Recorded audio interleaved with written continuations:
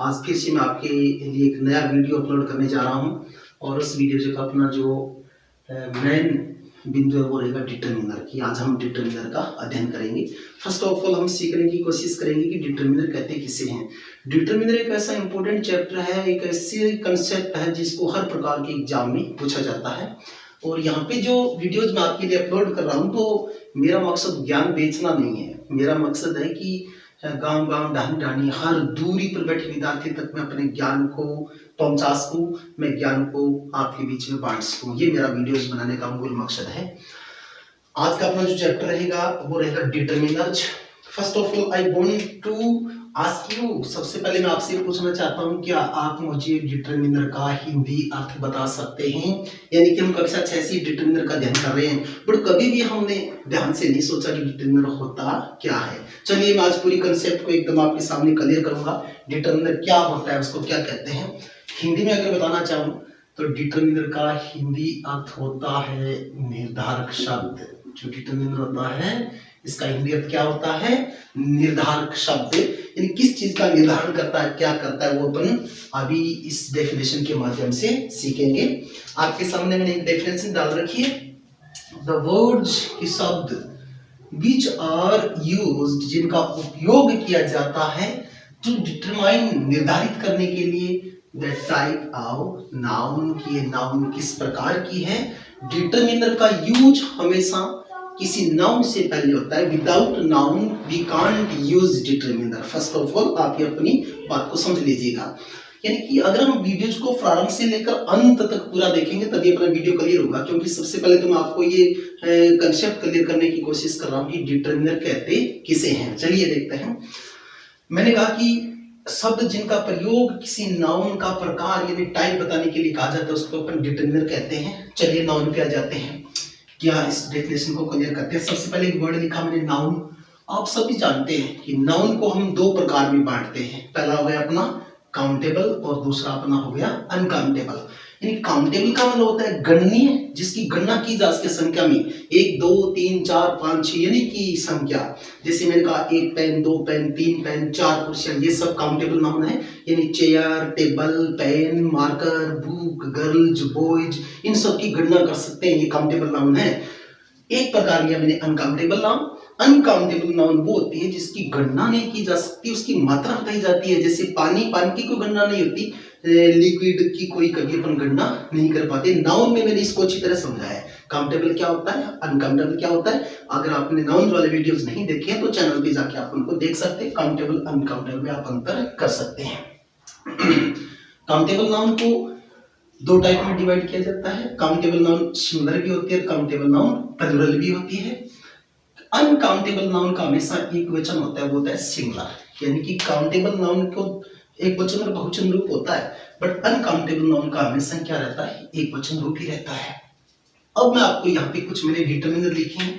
आपके दिमाग में आ रहा होगा कि मैंने क्यों लिखे रखे हैं, पहले चलिए बताता हूँ। कोई भी डिटरमिनर आएगा, जैसे ए डिटरमिनर है and some, many, much, few, a few, little, a little, the little, much, many, each, either, a great deal of, a good deal of, many, ये सब के सब डिटरमिनर हैं। सब के सब का अपन अध्ययन करने वाले हैं।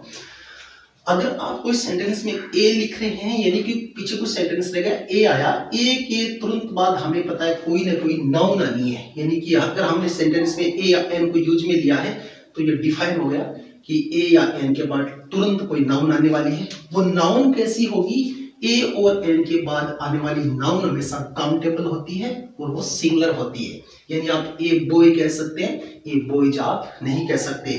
तो यहाँ पे डिटरमिनर निर्धारित कर रहा है कि मेरे बाद जो नाउन आएगी वो सिंगुलर होगी और वो कौन सी होगी? काउंटेबल होगी। इसलिए मैंने कहा है कि डिटरमिनर को निर्धारक शब्द कहा जाता है। जैसे मैंने बोला ए, आप समझ गए कि ए के बाद कोई नाउन आने वाली है, बट वो नाउन कैसी होगी? वो सिंगुलर होगी, वो काउंटेबल होगी। यानी कि ए एन के बाद प्लूरल नाउन का यूज नहीं हो सकता। मैंने लिखा है सम। अब आपको पता है कि सम इस प्रकार का डिटरमिनर है जिसके बाद हमेशा प्लूरल नाउन आती है, जिसके बाद हमेशा काउंटेबल प्लूरल नाउन भी आ सकती है और अनकाउंटेबल नाउन भी आ सकती है। जैसे मैंने लिखा सम बॉयज, सेंटेंस सही है। अगर मैंने लिखा सम बॉय गलत है, क्योंकि सम कहेगा कि मैं निर्धारित करूंगा कि मेरे बाद आने वाली नाउन कैसी होगी। सम डिमांड करता है कि मेरे बाद आने वाली नाउन काउंटेबल होनी चाहिए बट प्लूरल होनी चाहिए। कुछ डिटरमिनर ऐसे हैं जो काउंटेबल सिंगुलर नाउन लेते हैं, कुछ ऐसे हैं जो काउंटेबल प्लूरल लेते हैं, कुछ डिटरमिनर ऐसे हैं जो काउंटेबल भी ले सकते हैं और अनकाउंटेबल भी ले सकते हैं। जैसे मैंने कहा सम बॉयज, सम शुगर भी कह सकता हूं मैं, सम वाटर भी कह सकता हूं। तो इस प्रकार का डिटरमिनर है जो काउंटेबल और अनकाउंटेबल दोनों नाउन को लेता है। फिर मैंने लिखा मेनी। कंफर्म है कि मेनी के बाद जो नाउन आएगी वो हमेशा काउंटेबल प्लूरल ही आएगी, काउंटेबल सिंगुलर नहीं आ सकती और अनकाउंटेबल नाउन नहीं आ सकती। इस प्रकार हम डिटरमिनर को पढ़ेंगे। या तो मैंने क्लियर करने की कोशिश की डिटरमिनर निर्धारण कैसे करते हैं, डिटरमिनर होते क्या है। जैसे मच है, मच के बाद हमेशा अनकाउंटेबल नाउन का प्रयोग होता है, काउंटेबल का कभी होता ही नहीं। तो इस टेबल को या लिखने का मेरा मकसद ये था कि मैं जो अपना ये डिटरमिनर है उसकी डेफिनेशन को क्लियर कर सकूं। शायद आप अच्छी तरह से निर्धारण कर चुके हैं कि डिटरमिनर वे शब्द हैं जिनके बाद वो ये निर्धारण कर देते हैं कि मेरे बाद आने वाली नाउन काउंटेबल होगी या अनकाउंटेबल होगी। काउंटेबल होगी तो सिंगुलर आएगी या प्लूरल आएगी, और अनकाउंटेबल नाउन तो डेफिनेटली क्या होती है, सिंगुलर ही होती है। चलिए आज अपन शुरुआत करते हैं अपने डिटरमिनर्स की। सबसे पहले एक बहुत ही इंपॉर्टेंट डिटरमिनर मैं आपके सामने लेके आने वाला हूं, पेयर में पढ़ेंगे अपन।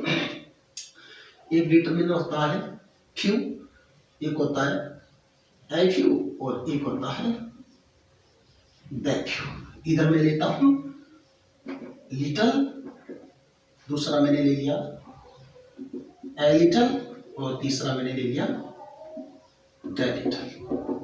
ध्यान से देखिए, इनका सबका हिंदी अर्थ एक ही होता है पर इनको पढ़ेंगे अपन अलग अलग। पहला जो डिटरमिनर मैंने यहाँ पे लिया है वो तीन लिए हैं मैंने, फ्यू, ए फ्यू और द फ्यू। तीन हो गए।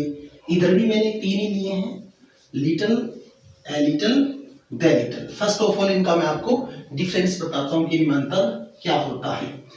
देखिए जो इधर वाले जितने भी लिखे हैं मैंने few, a few, the few, इनके बाद हमेशा काउंटेबल प्लूरल नाउन आएगी। काउंटेबल प्लूरल नाउन का यूज होगा, यानी फ्यू, ए फ्यू और द फ्यू जहां भी अपन यूज लेंगे इनके बाद आने वाली नाउन काउंटेबल होनी चाहिए और प्लूरल होनी चाहिए। Little, a little, the little का यूज हमेशा अनकाउंटेबल नाउन से पहले होता है, यानी कि काउंटेबल नाउन से पूर्व लिटिल, ए लिटिल और द लिटिल का यूज नहीं हो सकता। ये तो रही इनकी यूज की बात कि किस नाउन के लिए किसको यूज करेंगे। Few, a few, the few को अपन हमेशा काउंटेबल, बट काउंटेबल की दो होती है, सिंगुलर और प्लूरल, लेकिन few, a few, the few तीनों का प्रयोग काउंटेबल प्लूरल नाउन के लिए ही होगा, सिंगुलर के लिए नहीं होगा। Little, a little, the little इस डिटरमिनर को अपन यूज करते हैं तीनों में से कोई भी, तो इनका प्रयोग हमेशा अनकाउंटेबल नाउन के लिए होगा। अब बात करें तीनों के अर्थ की, तो जो फ्यू होता है और ए फ्यू होता है, एक चीज और बता दूं, ये सभी बताएंगे नंबर, ये संख्या बताएंगे और ये बताएंगे क्वांटिटी, ये बताएंगे क्वांटिटी, मात्रा, यानी कि ये तो संख्या के लिए यूज में होते हैं, ये क्वांटिटी बताने के लिए यूज में होते हैं। जो अपने लिया फ्यू, और इसका अर्थ होता है नगण्य, यानी न के बराबर, बहुत कम, और लिटिल का भी अर्थ होता है नगण्य, बहुत कम। फ्यू तो बताएगा नंबर, जैसे देयर आर फ्यू बॉयज, वहां न के बराबर लड़के हैं। लिटिल बताएगा मात्रा, there is little milk in the jug, कि जग में न के बराबर क्या है, पानी है। चलिए घबराइए नहीं, आगे भी इनका अपन एक एक लेके भी अध्ययन करेंगे। जो ये ए फ्यू और ए लिटिल होता है, इसका अर्थ होता है थोड़ा सा, यानी सम, कुछ तो, यानी थोड़ी मात्रा को ये दर्शाता है। ए फ्यू का वो दर्शाएगा थोड़ा सा, यानी थोड़ी सी संख्या, और ए लिटिल दर्शाएगा थोड़ी सी मात्रा। जैसे आई हैव ए लिटिल वाटर, मेरे पास थोड़ा पानी है, यू कैन ड्रिंक, आप पी सकते हैं। या फिर मैं जैसे फ्यू का यूज करना चाहूँ, I have a few pens, मेरे पास कुछ पेन है, you can take one of them, आप उनमें से एक पेन ले सकते हैं। यानी ये थोड़ी सी मात्रा बताएंगे सम, यानी ये तो सम कुछ मात्रा, और ये बताएगा कुछ संख्या। द फ्यू, द लिटिल ये बताते हैं सब का सब, यानी ये तो बताएंगे संख्या, ये बताएंगे मात्रा, यानी कि जितना भी मेरे पास है वो सब की सब संख्या या जितनी भी कोई वस्तु मात्रा में हो पूरी की पूरी में सब का सब, ये इन तीनों का हिंदी अर्थ सेम होता है। फ्यू लिटिल का हिंदी अर्थ सेम होता है, ए फ्यू ए लिटिल का हिंदी अर्थ सेम होता है, दे फ्यू और दे लिटिल का हिंदी अर्थ सेम होता है।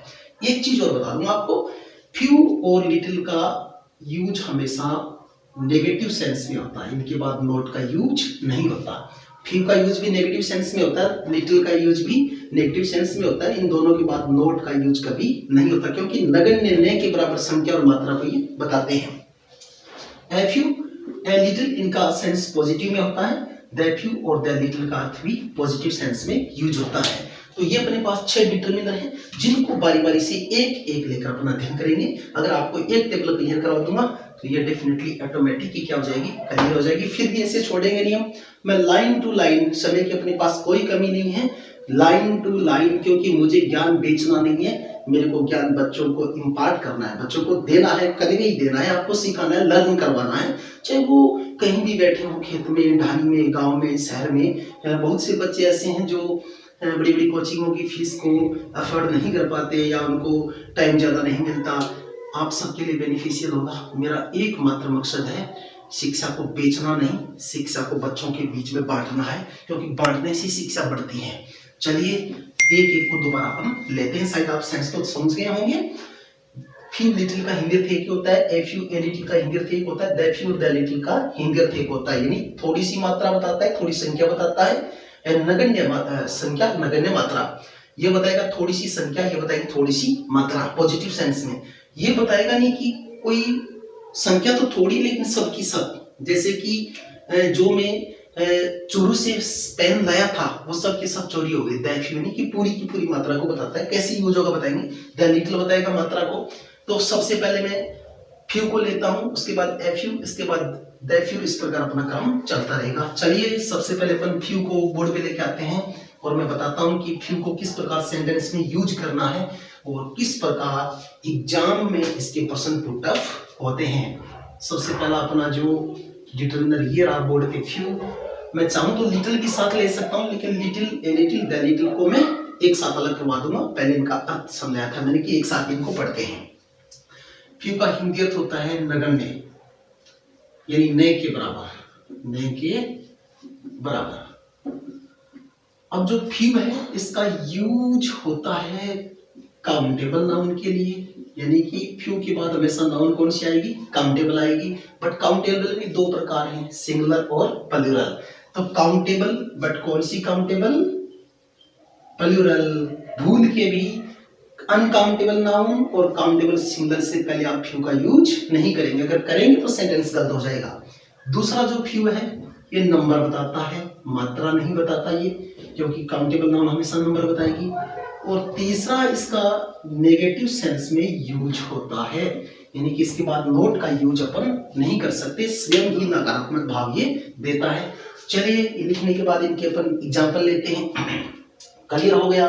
फ्यू का हिंदी अर्थ यानी नॉट, नॉट मेनी, संख्या में ज्यादा नहीं, नगण्य न के बराबर, काउंटेबल प्लूरल नाउन आएगी, इसके बाद नंबर, इन संख्या को बताएगा, इसका नेगेटिव सेंस में यूज होगा। अब मैं आपके सामने लेता हूं सेंटेंस। फ्यू के सेंटेंस दो प्रकार से पूछे जाते हैं, एक तो वो जो अपन स्पोकन में काम लेते हैं, एक वो जो एग्जाम में पूछा जाता है। तो दोनों में थोड़ा डिफरेंस होता है यूज करने में। जैसे कि लिसनर और स्पीकर एक जगह बैठे हैं तो उनको पता है कितनी मात्रा की, कितनी संख्या की बात कर रहा है, लेकिन पेपर सेटर हमारे पास मौजूद नहीं होता ना, तो वो पेपर में कंसेप्ट के द्वारा हमें बताएगा कितनी संख्या को वो बता रहा है। जैसे मैं बात करूं आपसे, मैं कहूं few boy can speak English. आप अंग्रेजी में ये सेंटेंस किसी को कहना चाहते हैं कि कुछ लड़के ही, यानी न के बराबर लड़के अंग्रेजी बोल पाते, तो आप फ्यू का यूज कर सकते हैं। क्या मैंने सेंटेंस सही लिखा है? ध्यान दीजिएगा। नहीं, इस सेंटेंस में मैंने यहाँ गलती की है जनाब, बॉय जाएगा नहीं कि बॉय आएगा, ध्यान रखिए। फ्यू के बाद जो नाउन आएगी वो काउंटेबल प्लूरल आएगी। Few boys can speak English, कुछ लड़के अंग्रेजी बोल सकते हैं, संख्या न के बराबर है। आप ऐसे बताना चाहें कि न के बराबर बच्चे हैं वो हिंदी पढ़ते हैं, तो आप फ्यू का यूज करेंगे। फ्यू बॉयज रीड हिंदी, यानी कि न के बराबर नगण्य संख्या में बच्चे क्या पढ़ रहे हैं, हिंदी पढ़ रहे हैं। तो आप फ्यू का यूज इस प्रकार कर सकते हैं। बट ये तो स्पोकन वाली बात हुई। एग्जाम में जैसे एक प्रश्न दे दिया तो आप कैसे कंफर्म करेंगे कि इसमें फ्यू आएगा, ए फ्यू आएगा, दे फ्यू आएगा। जैसे मैं एक सेंटेंस आपके सामने लिखता हूं, मैंने लिखा students can write correct English. Sentence को ध्यान से देखिए, मैंने दिया students can write correct English. यहाँ पे मैंने दिया फ्यू, ए फ्यू और दे फ्यू, तीनों दे दिया आपको यूज करने के लिए। आपको इनमें से एक का यूज करना है, या फिर मैंने एक दे दिया यहाँ पे लिटिल, मान लीजिए ए दे दिया मैंने ए, एक दे दिया मैंने एन। तो आप कौन कौन सी को कट कर सकते हैं ऑप्शन को देखकर। देखिए ध्यान से, सबसे पहले डिटरमिनर का यूज करेंगे तो आप नाउन पे फोकस करेंगे कि नाउन किस प्रकार की। ये देखिए स्टूडेंट यानी काउंटेबल प्लूरल नाउन है। ए का यूज काउंटेबल सिंगुलर से पहले होता है, एन का यूज काउंटेबल सिंगुलर से पहले होता है, लिटिल का यूज अनकाउंटेबल नाउन से पहले होता है। तीनों तो आ ही नहीं सकते। तो अपने पास बचा few, a few, they few. अब आपको कैसे पता कि कितने बच्चे करेक्ट इंग्लिश लिख सकते हैं? अगर अपन क्लास में हो, सामूहिक रूप से स्पीकर और लिसनर पास में हो और टीचर से इस प्रकार बात कर रहा हो कि इस क्लास में बहुत से बच्चे कमजोर हैं, इसलिए इतने बच्चे करेक्ट इंग्लिश लिख सकते हैं, तो आपको पता चल जाएगा कि नए के बराबर बच्चों की बात हो रही है। बट एग्जाम में अगर ये प्रश्न आ जाए, आप कैसे निर्धारण करेंगे कि नगण्य संख्या में बच्चे करेक्ट इंग्लिश लिखते हैं या कुछ मात्रा में लिखते हैं या फिर कुछ विशेष लिखते हैं? इस प्रकार का पेपर में एग्जाम्पल नहीं आता, उसमें कंसेप्ट आती है। देखिए मैं किस प्रकार उसमें लिखा हुआ मिलेगा आपको। एक सेंटेंस के द्वारा मैं समझाना चाहूं, जैसे आई हैव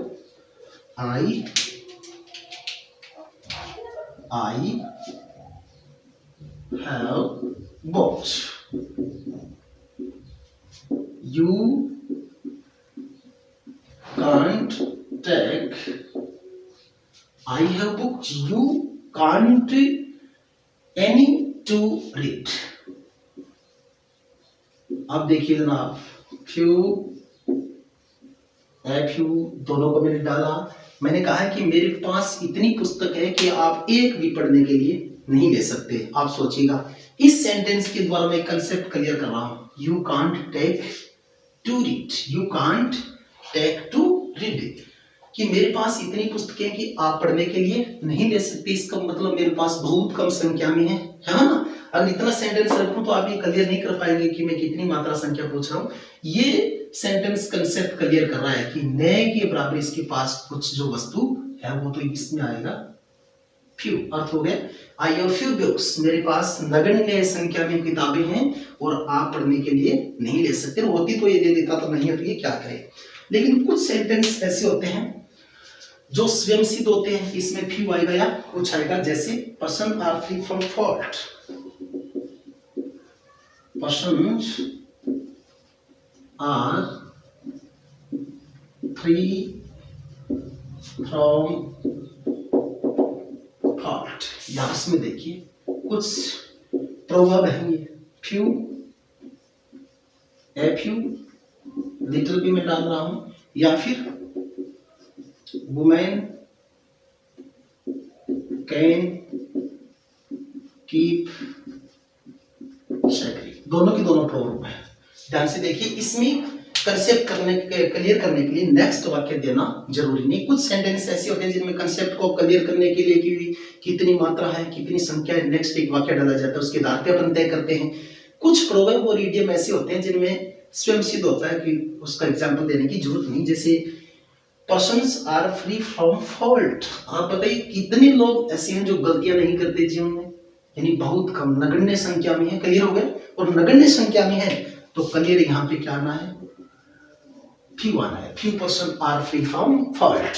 देखिए वीमेन कैन कीप सेक्रेट, ये इडियम है कि कितनी महिलाएं रहस्य को बनाकर रख सकती हैं। ये जो अपने शेक्सपियर साहब है उन्होंने कहा था कि few women can keep secret, न के बराबर स्त्रियां हैं वो मतलब एक कवि ने कहा था पंडित ने कि रहस्य को रख सकती हैं। तो ये भी एक इडियम की तरह इसमें भी क्या आना है? फ्यू आना है। तो ये दोनों सेंटेंस क्लियर हो गए कि फ्यू आना है। शायद आप फ्यू को अच्छी तरह से समझ रहे हैं कि फ्यू का यूज कहाँ करना है। एक यूसेज और बताता है उसको कि किस प्रकार आपको फ्यू यूज में लेना है। अगर आपको इस प्रकार का फॉर्मूला मिले, जैसे आपको वेरी शब्द मिले, उसके बाद ब्लैंक मिले, उसके बाद आपको प्लूरल नाउन मिले, तो यहां पे जो डिटरमिनर यूज होगा वो फ्यू होगा। यानी कि वेरी के बाद डेफिनेटली क्या आता है? फ्यू आता है। एग्जाम में इस प्रकार के स्ट्रक्चर बहुत ज्यादा डाले जाते हैं जो एकदम से क्लियर होते हैं और अपने मापदंड पे चलते हैं स्ट्रक्चर पे। अगर आपको ऐसा सेंटेंस मिले जैसे very student can learn French, sentence को देखिए, यहां पे मैंने डाला फ्यू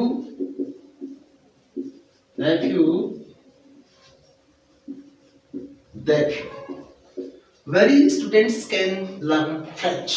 मैंने ये कहा है कि अगर आपको वेरी मिले, उसके बाद आपको ब्लैंक मिले, फिर आपको प्लूरल नाउन मिले, प्लूरल नाउन है, वेरी है, सब कुछ सही बैठ रहा है, तो इसमें फिर आने वाला जो अपना डिटरमिनर होगा वो क्या होगा? फ्यू होगा। Very few student can learn French, या फिर very few students can teach mathematics. बहुत कम विद्यार्थी गणित पढ़ा सकते हैं, यानी कि नगण्य संख्या दर्शाने के लिए ये स्ट्रक्चर आप याद रखें। तो ये अपना पहला जो था वो था फ्यू, यानी कि शायद आप अच्छी तरह समझ गए होंगे कि फ्यू का यूज कैसे करना है। इसी सेम सेंस में लिटिल का यूज करना है, और उसके लिए जो आने वाली नाउन होगी वो क्या होगी? अनकाउंटेबल होगी। लेकिन मैं फ्यू के बीच में लिटिल को नहीं घुसाने वाला, पहले फ्यू, एफ्यू, दैफ्यू तीनों को क्लियर कर लेते हैं बारी बारी से। दूसरा अपना जो डिटरमिनर आज का वो है एफ्यू। इसका अर्थ होता है सम, यानी कुछ संख्या, यानी कि नए के बराबर नहीं, कुछ संख्या, और ये पॉजिटिव सेंस में यूज होता है। एफ्यू है, उसका इंडियन मैंने बता दिया, कुछ होता है। एफ्यू का जो यूज होता है वो हमेशा काउंटेबल प्लूरल नाउन से पहले होता है। काउंटेबल प्लूरल नाउन से पहले इसका यूज होता है, और ये नंबर्स बताता है। वही चीज फिर से घूम फिर के आ रही है कि एफ्यू है, इसका इंडियन होता है संख्या में कुछ, ये हमेशा काउंटेबल प्लूरल नाउन से पहले आता है, और एफ्यू का जो हमेशा नंबर बताता है, नहीं संख्या को बताता है।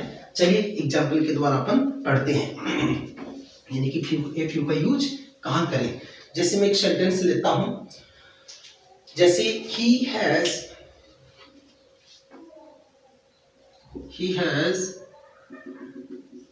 pens, so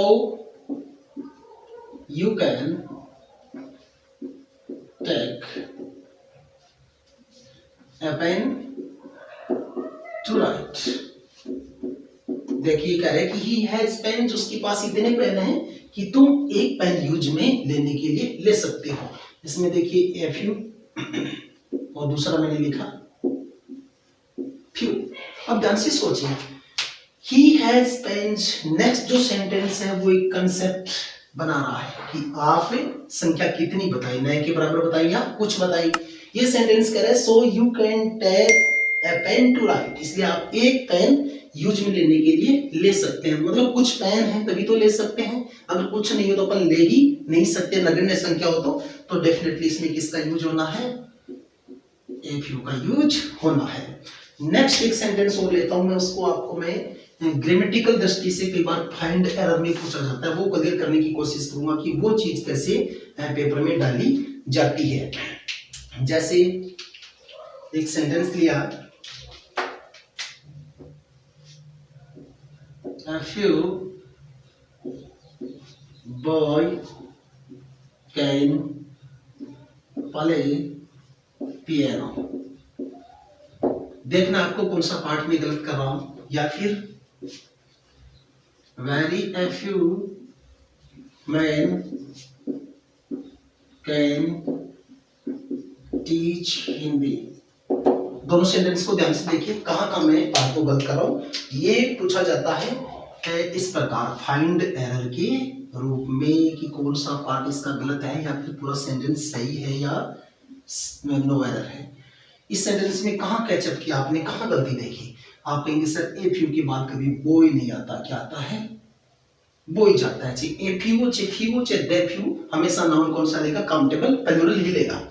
इसमें आप देखिए वेरी ए फ्यू मैन, आप कहेंगे सर वेरी के बाद ए फ्यू नहीं आता, हमेशा क्या आता है? फ्यू आता है। तो यहाँ से ए को क्या करना था? रिमूव करना था। या फिर सेंटेंस फ्यू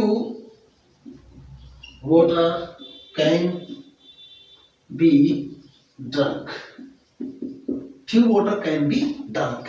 कौन सा पार्ट गलत कर रहा हूं मैं? देखिए फटाफट। आप कहेंगे सर चाहे तो इसको हटा दीजिए, चाहे आप इसको हटा दीजिए, क्योंकि फ्यू के बाद ये जोड़ा बैठा नहीं। फ्यू के बाद जो नाउन आएगी वो काउंटेबल क्या आएगी? प्लूरल आएगी, सिंगुलर में नहीं आने वाली। यहाँ पे तो मैंने कौन सी नाउन यूज में की है? अनकाउंटेबल यूज में लिया। तो few, a few, the few के बाद अनकाउंटेबल नाउन कभी आती नहीं। तो ये बीच में कुछ मैंने एग्जाम्पल के द्वारा ये बताने की कोशिश की कि एग्जाम में किस प्रकार इन प्रश्नों को तोड़ मरोड़ कर पेश किया जाता है। हम संभवतः इनको समझ नहीं पाते। चलिए अपन ए फ्यू वाले एग्जाम्पल दोबारा लौट आते हैं। जैसे ए फ्यू के लिए मैंने एक स्ट्रक्चर बताया था, वैसे ए फ्यू के लिए भी बताता हूं। अगर आपको ये स्ट्रक्चर मिलता है ओनली और उसके बाद countable plural noun, countable plural noun, तो हमेशा इस ब्लैंक में जो यूज होगा वो होगा ए फ्यू का। जैसे एक सेंटेंस के द्वारा क्लियर कर लेते हैं। एफ ओनली ए फ्यू, जैसे वर्ड दिया only person can sit here, इस प्रकार का सेंटेंस आता है और आपको पूछा जाता है कि इसमें फ्यू आएगा या ए फ्यू आएगा। आप डेफिनेटली याद रखिएगा, अगर ओनली के बाद आपको ब्लैंक मिलता है, उसके बाद काउंटेबल प्लूरल नाउन आती है, तो उसमें हमेशा किसका यूज होता है? ए फ्यू का। Only a few persons can seat here. तो इस प्रकार इनके भी दो स्ट्रक्चर हो गए। अब मैं दो सेंटेंस डालता हूं आपके लिए, उसमें आपको फिलअप करना है कि फ्यू आएगा या ए फ्यू आएगा। चलिए फटाफट पेन कॉपी लेके रेडी हो जाएगा और लिख लीजिए जो सेंटेंस मैं बोर्ड पे दे रहा हूं। ही हैड यानी कि रेडी रहिएगा। ही हैड बुक्स, मैंने लिखा है he has books, so Ram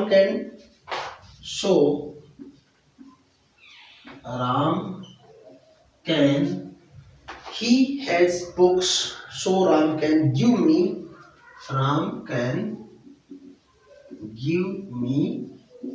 only two। पहला सेंटेंस।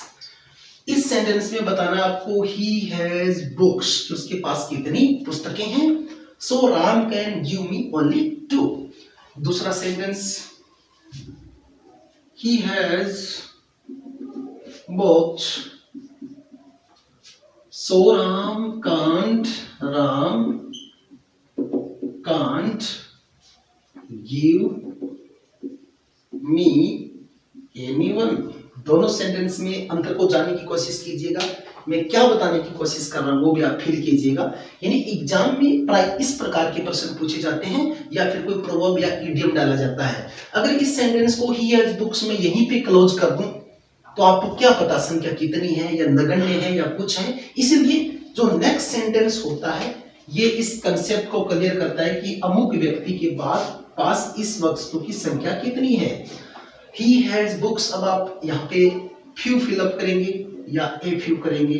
अगर आप फ्यू करेंगे तो सेंस होगा कि उसके पास नए के बराबर पुस्तकें हैं, इसलिए वो राम को दो पुस्तकें दे सकता है।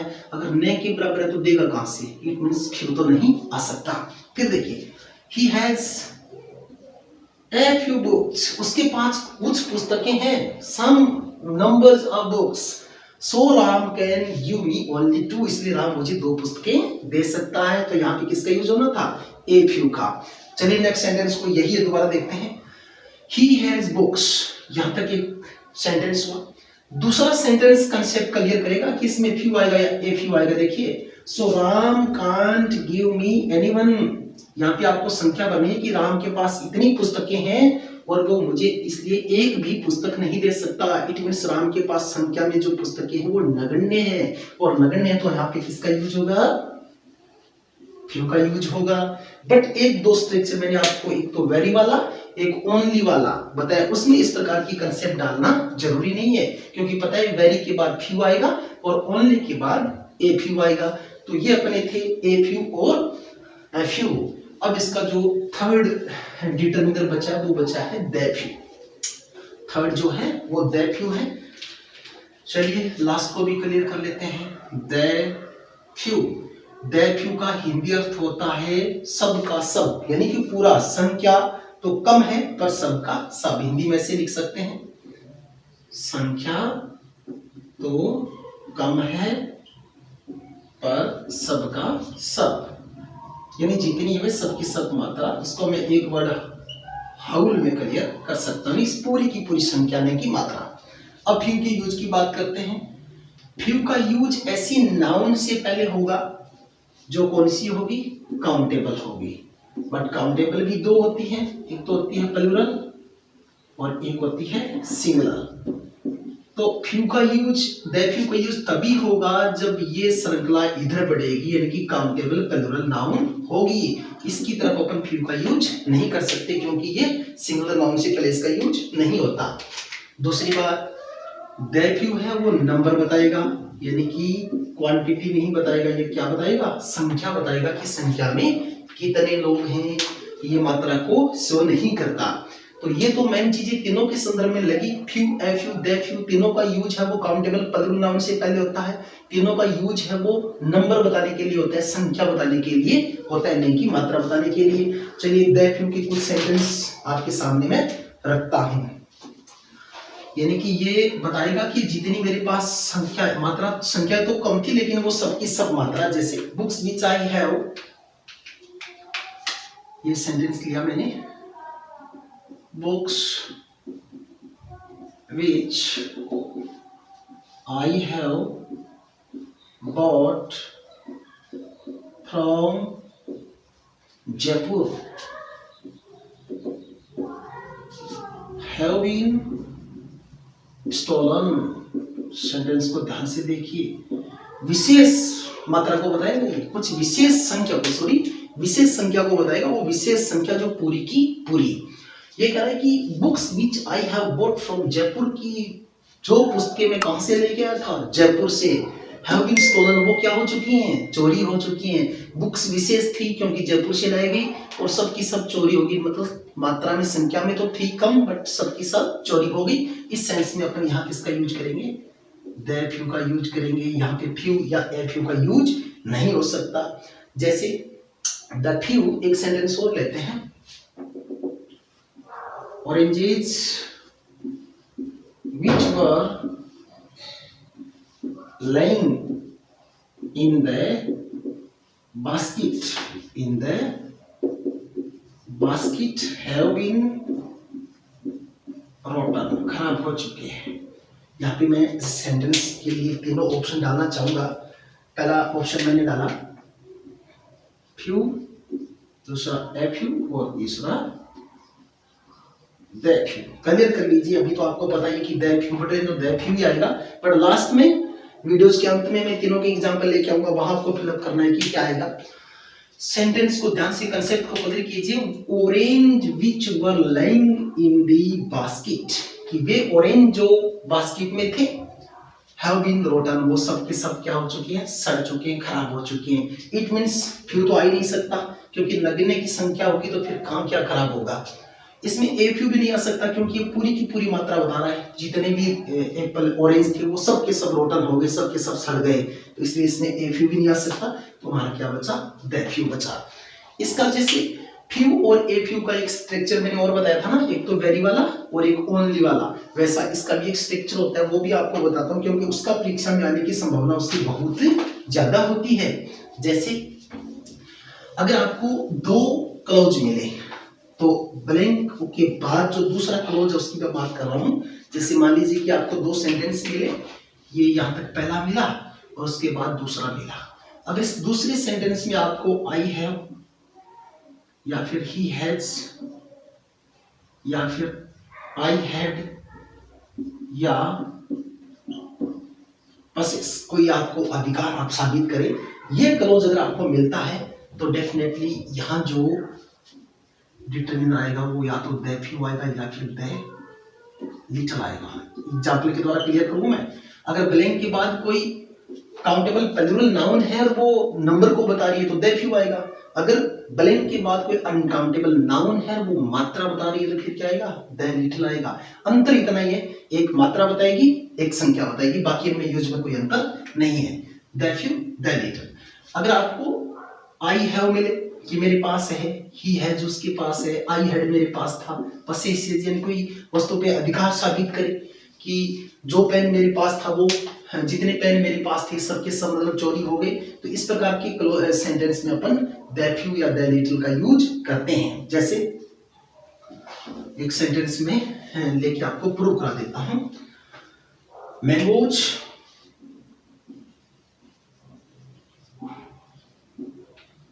I have had been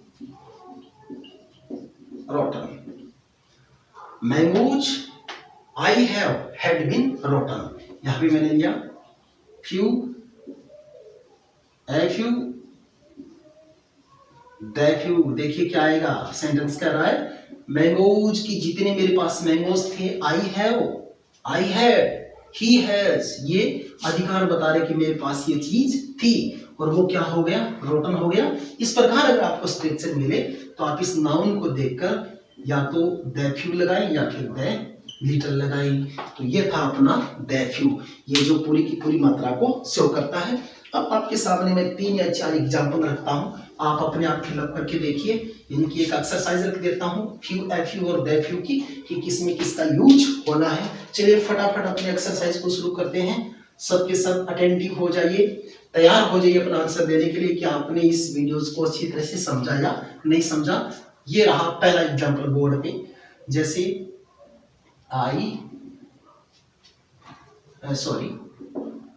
pens which I had, pens which I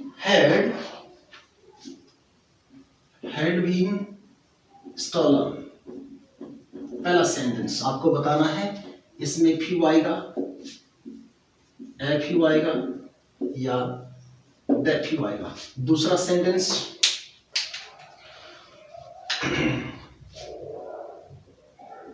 you can't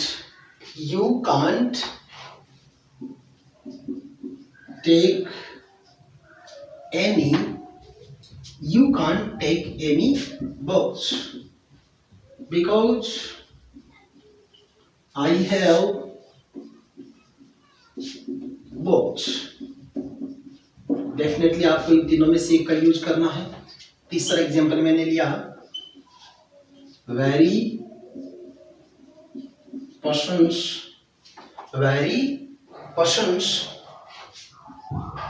can watch videos till the end। very few या फिर the few persons can watch video till the end। चौथा मैंने लिया, only a